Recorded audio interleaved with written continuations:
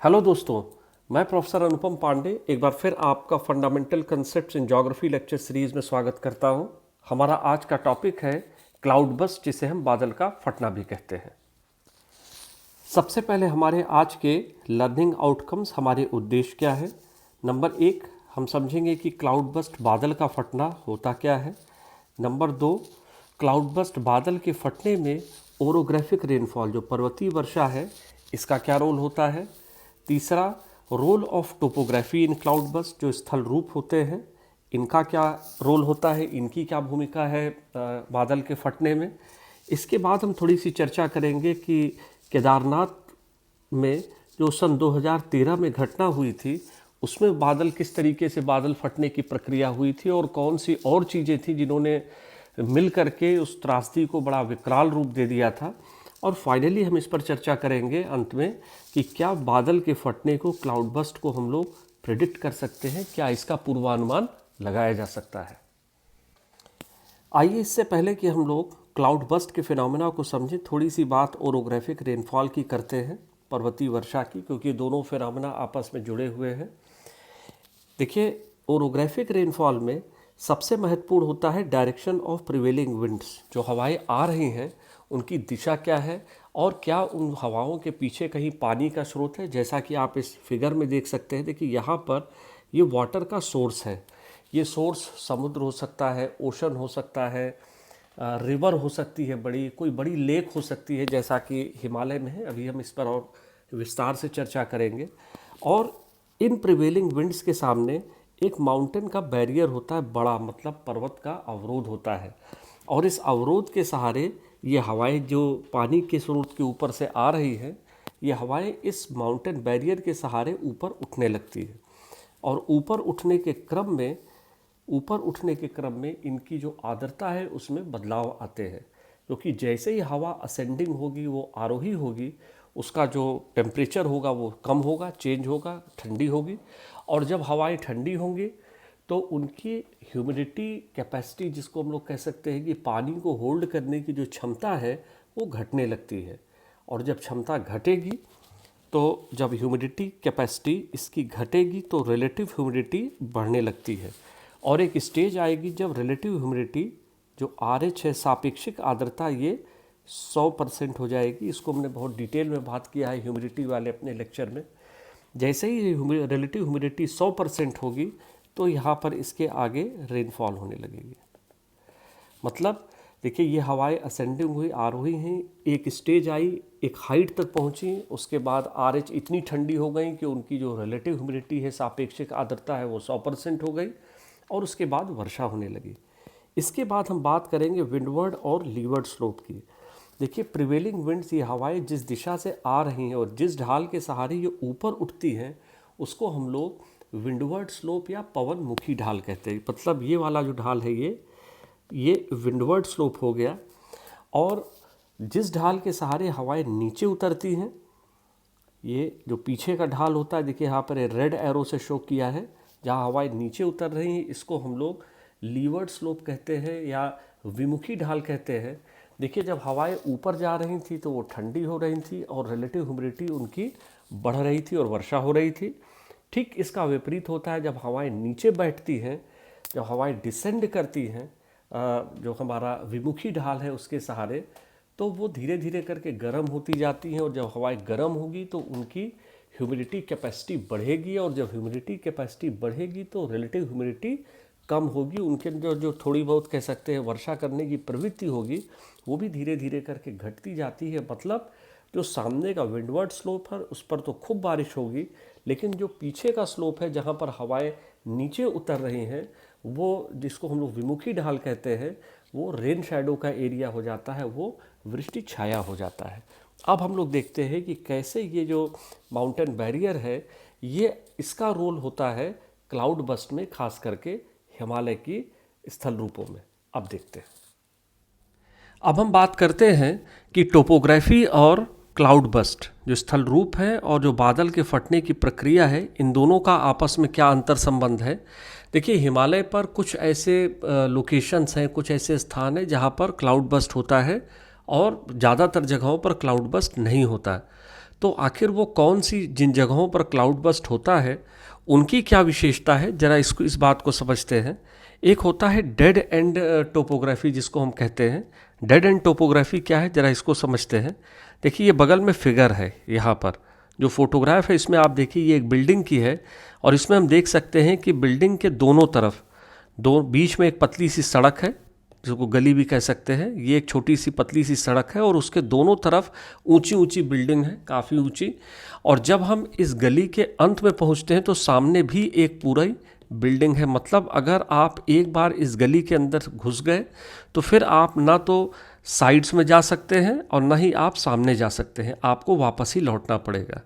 ठीक इसी तरीके की प्रक्रिया, अब जरा जो बगल में हमने एक रेड कलर का डायग्राम बनाया है, जरा इसको समझते हैं। मान लीजिए कि ये एक हवा का करंट इस वैली के अंदर प्रवेश कर गया, और ये जो रेड लाइन्स है देखिए, ये ऊपर नीचे और ये इधर लेफ्ट साइड में, ये सब ऊंचे ऊंचे पर्वतों को इंगित कर रही हैं, हाई माउंटेन्स को इंडिकेट कर रही हैं। अब अगर ये हवा का करंट इस पतली वैली के अंदर प्रवेश कर गया तो अब ये ना तो ये इधर जा सकता है, ना तो ये साइड से निकल सकता है, तो ये पूरा अंत तक आएगा। और चूंकि अंत में भी एक बहुत ऊंचा पहाड़ है, तो फिर उस पहाड़ के सहारे ये हवाएं ऊपर की तरफ चढ़ने लगती हैं, और एक कह सकते हैं रिलेटिव ह्यूमिडिटी जब ऊपर चढ़ेंगी तो इनकी सापेक्षिक आर्द्रता बढ़ेगी, और एक सुपर सैचुरेटेड एयर का एक कॉलम एक के ऊपर एक उस पहाड़ के सहारे बनता चला जाता है।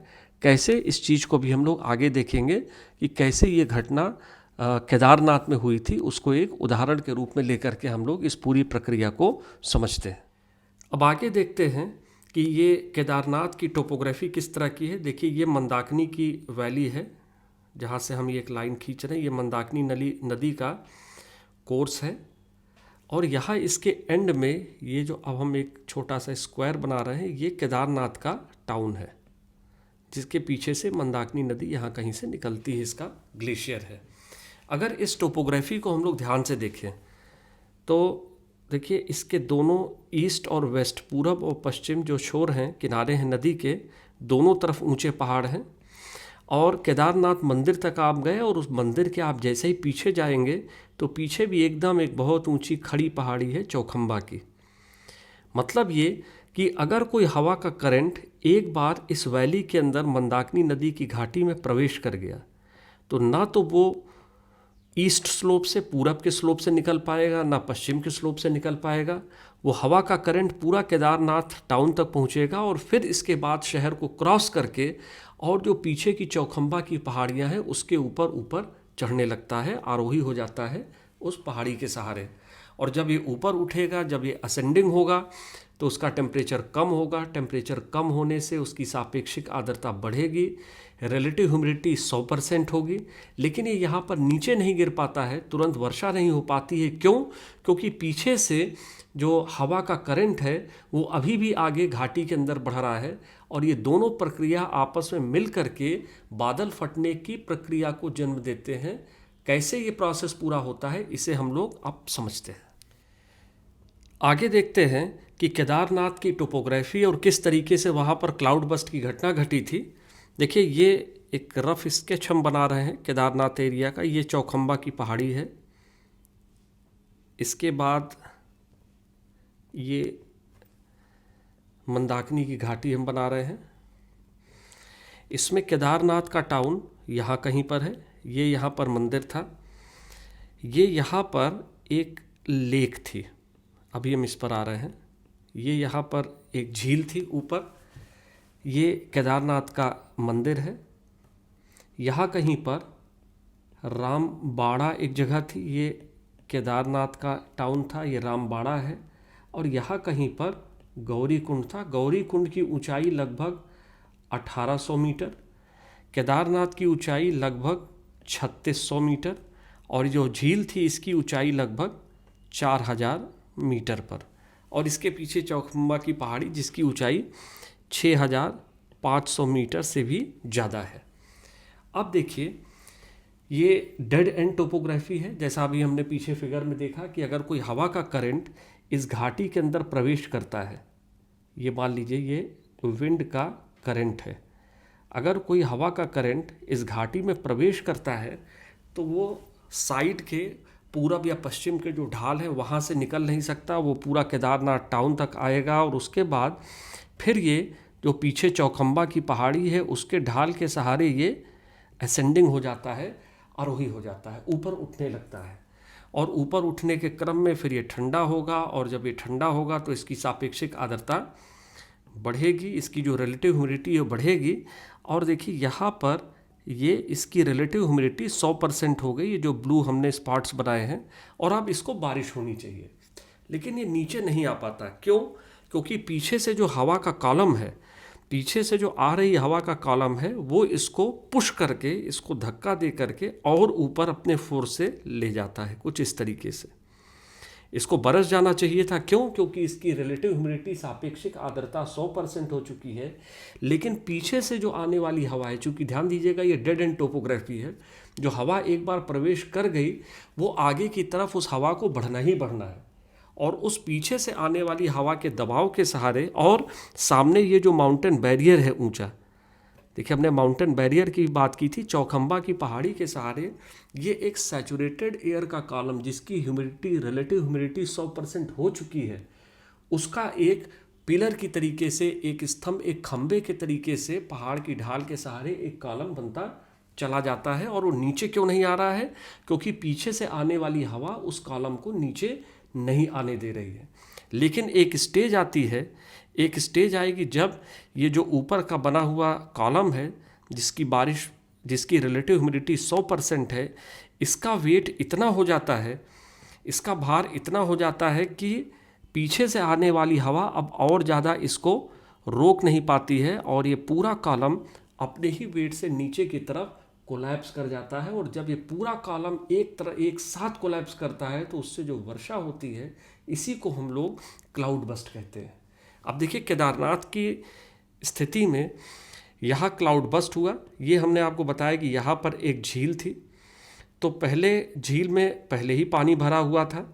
इसके बाद जो क्लाउड बस्ट हुआ, इसका पानी भी, ये जो क्लाउड बस्ट हुआ इसका पानी भी इस झील में आया, जिसके चलते ये झील टूट गई या फट गई। ये जो हिस्सा था, ये जो हिस्सा था ये टूट गया, और ये सारा पानी जो बरसा और जो पहले से झील में स्टोर था, वो पानी नीचे केदारनाथ टाउन की तरफ बढ़ गया। और आगे क्या हुआ ये सब हम लोगों ने टेलीविज़न पर सन 2013 में देखा है, अभी भी इस पर यूट्यूब पर बहुत सारे वीडियो पड़े हुए हैं। तो देखिए पूरा प्रोसेस हुआ कैसे। डेड एंड टोपोग्राफी थी, हवा का कॉलम अगर एक बार घाटी में प्रवेश कर गया तो वो निकल नहीं सकता था, उसको सामने जा कर के जो चौखंबा की पहाड़ी थी उस पर ऊपर चढ़ना था।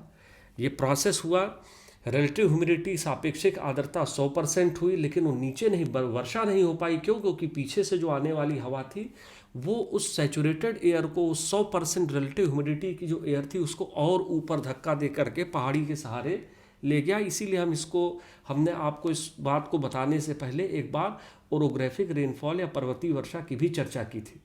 तो ये माउंटेन बैरियर, अगर ये माउंटेन बैरियर नहीं होता तो वर्षा हो जाती, लेकिन चूंकि ये सामने पहाड़ का बैरियर था तो ये इस हवा को और ऊपर पुश करके ले गया। और इस प्रोसेस में पूरा आप देखिए यहाँ पर एक पिलर की तरीके से तैयार हो गया, किसका? सैचुरेटेड एयर का।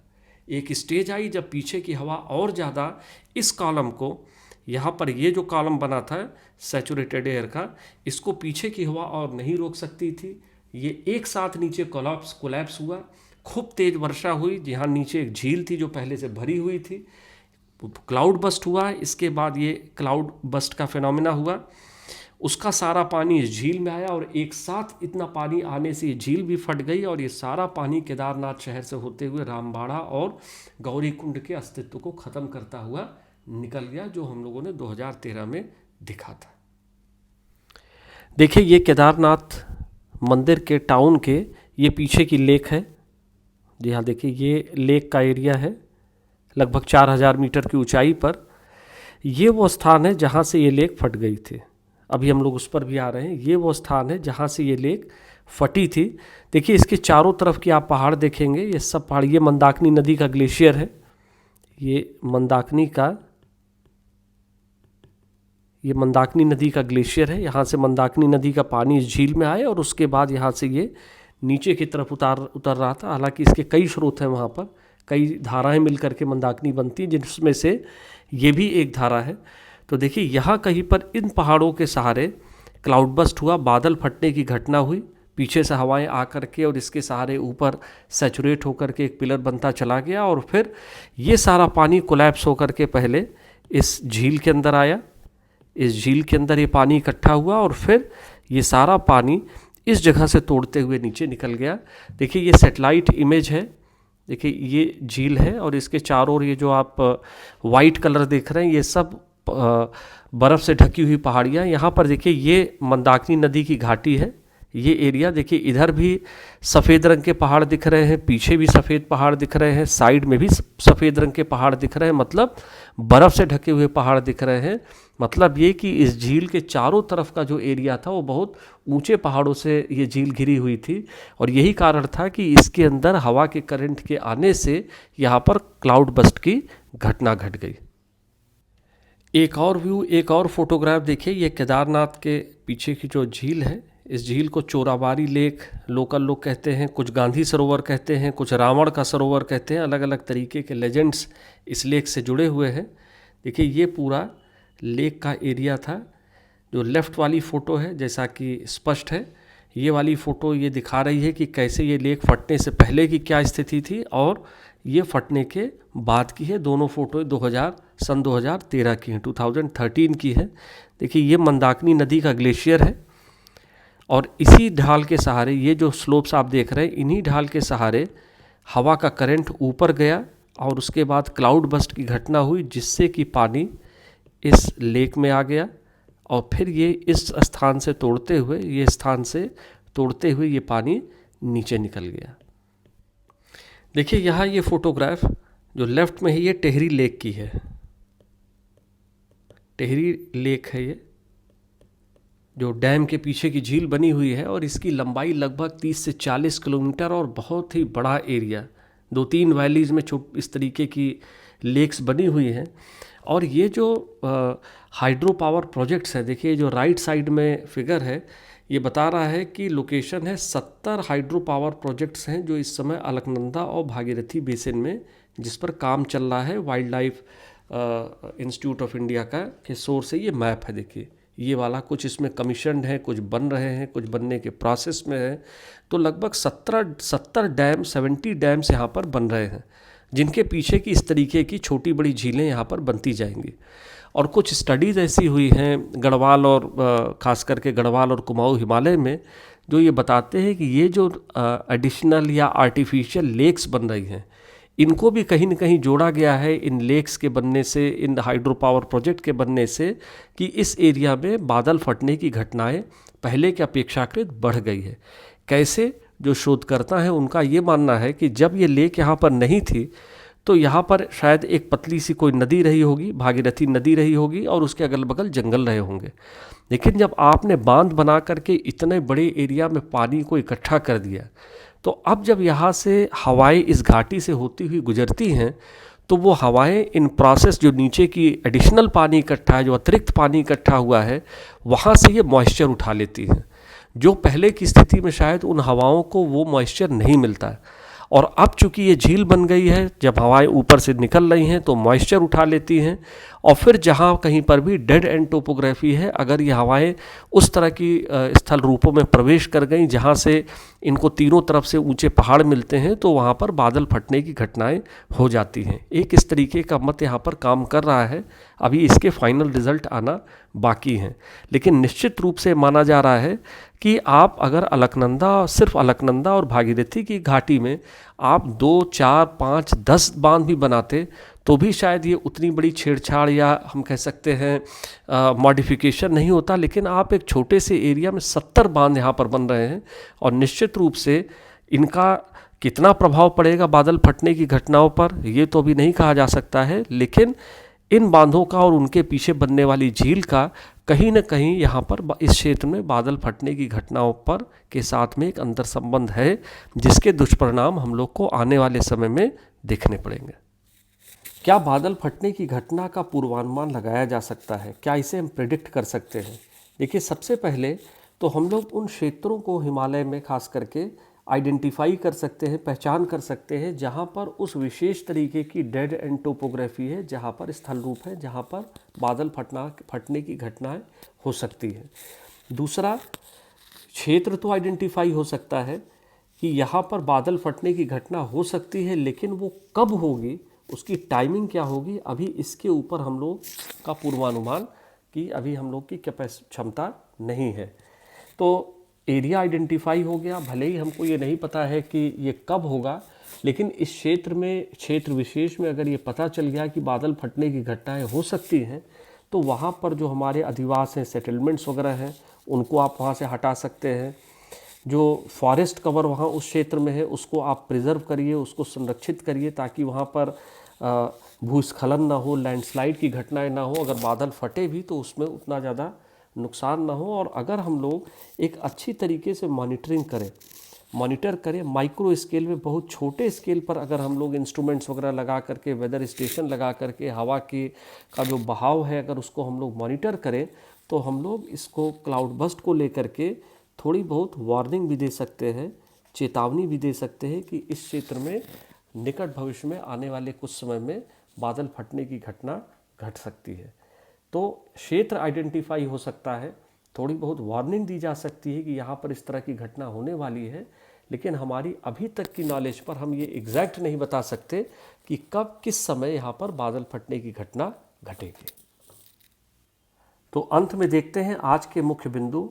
सबसे पहले जो क्लाउड बस्ट की घटना है, ये heavy to very heavy rainfall से जुड़ी हुई घटना है, जो हाई माउंटेंस में घटती है, जिसमें डीप नैरो वैलीज़ हैं और उसमें सामने हाई माउंटेंस एक डेड एंड बनाती हैं।